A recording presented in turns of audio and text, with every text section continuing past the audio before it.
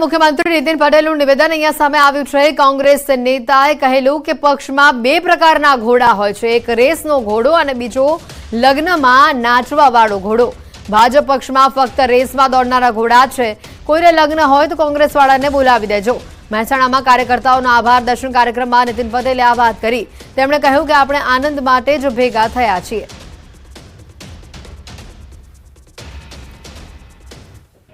सभा जे रखी है आनंद माटे छे। हूँ आनंद ज करावा आव्यो छुं।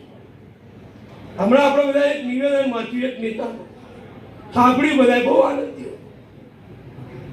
एक पक्षमां ए नेताए कह्युं आपणे हूँ नथी कहेतो बे प्रकारना घोड़ा होय छे, एक रेसनो घोड़ो अने लग्નમાં નચાવવાનો ઘોડો। હું તમને બધાને કહું આપણા ભારતીય જનતા પક્ષ પાસે ફક્ત ને ફક્ત હરિભાઈ જેવા રેસમાં દોડાવવાવાળા ઘોડા જ છે। કોઈને ઘેર લગ્ન હોય અને કોઈના છોકરાની ઈચ્છા હોય કે મારે નાચતા ઘોડા ઉપર વરઘોડો કાઢવો છે તો કોંગ્રેસ વાળા કોકને બોલાવી લેજો, નાચતો ઘોડો આવી જશે। પૂર્વ નાયબ મુખ્યમંત્રી નીતિન પટેલનું આ નિવેદન સામે આવ્યું છે। કોંગ્રેસ નેતાએ કહેલું કે પક્ષમાં બે પ્રકારના ઘોડા, એક રેસનો અને બીજો લગ્નનો, અને તેમણે હાસ્યની સાથે આ વાત કહી કે નાચવાવાળા ઘોડાઓની જે સાથે સરખામણી કરવામાં આવી। ભાજપ પક્ષમાં ફક્ત રેસમાં દોડનારા ઘોડા, જ્યારે નાચવાવાળા લગ્ન માટે ઘોડા જોઈતા હોય તો કોંગ્રેસવાળાને બોલાવી દેજો। મહેસાણામાં કાર્યકર્તાઓના આભાર દર્શન કાર્યક્રમમાં નીતિન પટેલે આ વાત કરી। સાથે જ તેમણે ઉમેર્યું હતું કે આપણે આનંદ માટે જ અહીંયા ભેગા થયા છીએ। નીતિન પટેલનો આખરે કોની પર આ ઇશારો હતો તે પણ એક સવાલ છે। પક્ષમાં રેસનો ઘોડો, નાચવાવાળો ઘોડો જોઈતો હોય તો કોંગ્રેસ પાસે જજો, આ હાસ્ય ટીકા ટિપ્પણી તેમણે કરી। ત્યારે સવાલ એ ઉભો થઈ રહ્યો છે કે આ ઇશારો તેમણે કોની સામે કર્યો છે? એક રેસનો ઘોડો અને બીજો લગ્નમાં નાચવાવાળો ઘોડો, અને આ બંને ઘોડાની સરખામણી તેમણે ભાજપ કોંગ્રેસ સાથે કરી। તેમણે કહ્યું કે રેસમાં દોડનારા ઘોડા બધા ભાજપ પાસે છે, જ્યારે નાચવાવાળો ઘોડો જોઈતો હોય તો તમારે કોંગ્રેસનો સંપર્ક કરવો જોઈએ। પૂર્વ નાયબ મુખ્યમંત્રીનું આ નિવેદન સામે આવ્યું છે। નીતિન પટેલનું આ નિવેદન। કોંગ્રેસ નેતાએ કહેલું કે પક્ષમાં બે પ્રકારના ઘોડા હોય છે, એક રેસનો ઘોડો અને બીજો લગ્નમાં નાચવાવાળો ઘોડો, અને તેને લઈને તેમણે હાસ્ય ટીકા ટિપ્પણી કરી। ભાજપ પક્ષમાં ફક્ત રેસમાં દોડનારા ઘોડા જ છે। કોઈને લગ્ન હોય તો કોંગ્રેસવાળાને બોલાવી દેજો। મહેસાણામાં કાર્યકર્તાઓના આભાર દર્શન કાર્યક્રમમાં નીતિન પટેલે આ વાત કરી। મોટી સંખ્યામાં કાર્યકર્તાઓ આ કાર્યક્રમમાં ભેગા થયા હતા। હેમાંગ રાવલ અમારી સાથે કોંગ્રેસ તરફથી અહીંયા જોડાઈ ચૂક્યા છે। હેમાંગજી, સૌપ્રથમ તો સ્વાગત છે ન્યૂઝ 18માં આપનું। અને આ પ્રકારનું જે નિવેદન પૂર્વ નાયબ મુખ્યમંત્રી નીતિન પટેલનું આવ્યું છે, કઈ રીતે જુઓ છો આપ તેને? વારંવાર અલગ અલગ પ્રકારના આવા પ્રકારના વિવાદોમાં હંમેશા રહેતા હોય છે, અને બોલ્યા પછી એમને ખ્યાલ નથી આવતો। આ એમણે એમના ઉપર જ, આ એમના ભારતીય જનતા પાર્ટીના નેતા ઉપર જ એમણે નિશાનો ટાંક્યો એવું લાગે છે। કારણ કે આ ભારતીય જનતા પાર્ટીના રેસના ઘોડાને 400 સંસદ સભ્યનો ટાર્ગેટ આપવામાં આવ્યો હતો। આ રેસના ઘોડા એની અંદર હાંફી ગયા। આ ભારતીય જનતા પાર્ટીના સાંસદોને ગુજરાતની અંદર 26 સીટ જીતીને 5 લાખથી ઉપર જીતવાનો ટાર્ગેટ આપવામાં આવ્યો હતો। એમાં પણ આ રેસના ઘોડા હાંફી ગયા અને ગેનીબેન જેવાએ એમને હરાવી દીધા।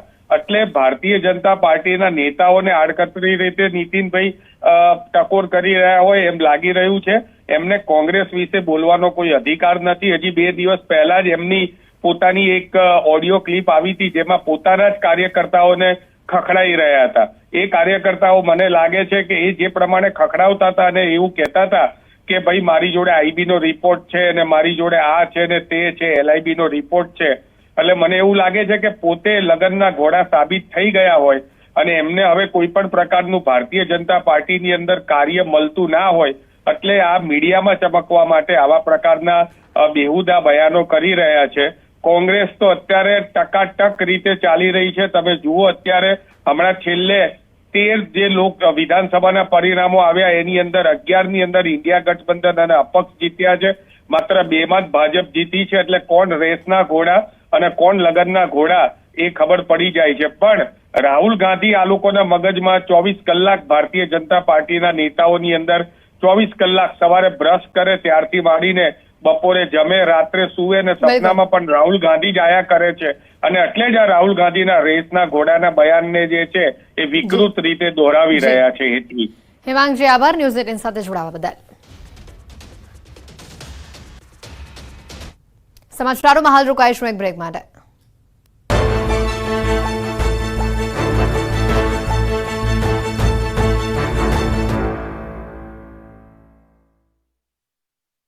लूबी पम्प्स, फ्लो नहीं फोर्स.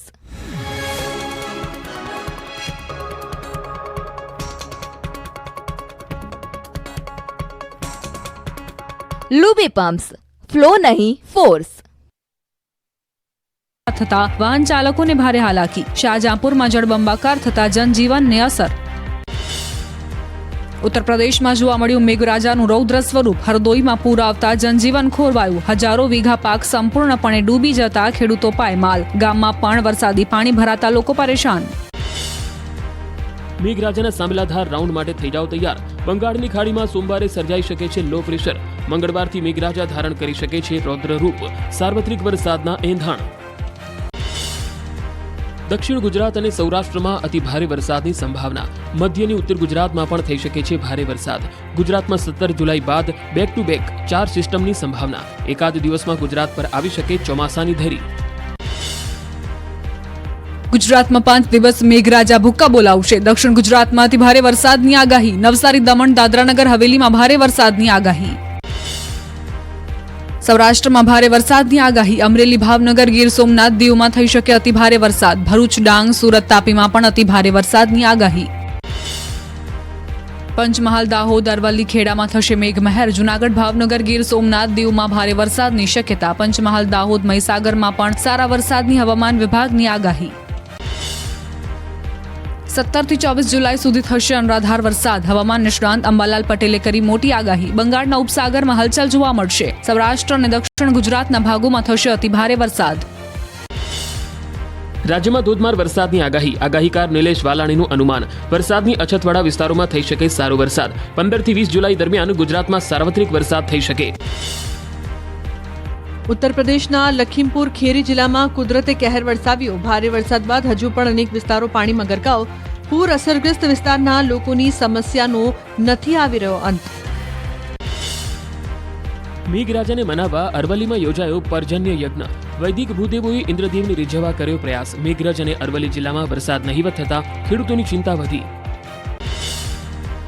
પાટણ જિલ્લામાં મેઘરાજાએ હાથતાળી આપતા ખેડૂતો પરેશાન. વરસાદ ખેંચાતા ખેડૂતોની સ્થિતિ કફોડી. મેઘરાજા મન મૂકીને ન વરસતા વાવેતરનો ખર્ચો માથે પડે તેવી ખેડૂતોને ભીતિ.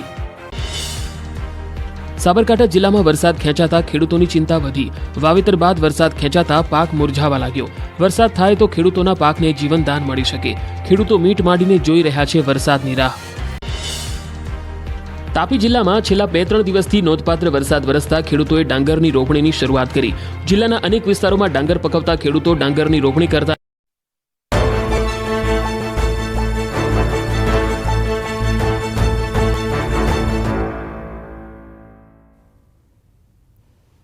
બ્રેક બાદ આપનું સ્વાગત છે. આગળ વધીએ. વડોદરા અને જામનગરની આંગણવાડીમાં નમાઝ પઢાવવા બાબતે સુરતના ધારાસભ્યએ પોતાનો રોષ ઠાલવ્યો છે. ધારાસભ્ય કુમારભાઈ કાનાણીએ એક્સ ઉપર પોસ્ટ કરીને સ્થાનિક તંત્ર સામે સવાલ ઉઠાવ્યા છે.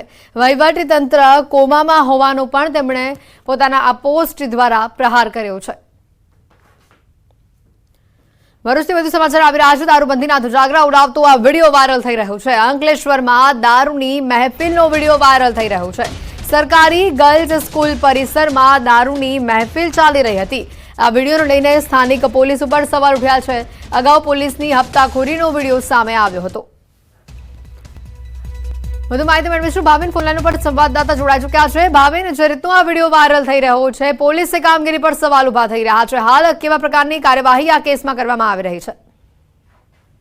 જી, ગઈકાલે 2 દિવસની અંદર આજે દારૂનો જે વિડીયો વાયરલ થઈ રહ્યો છે એનાથી પોલીસ બી સતર્ક થઈ ગઈ છે.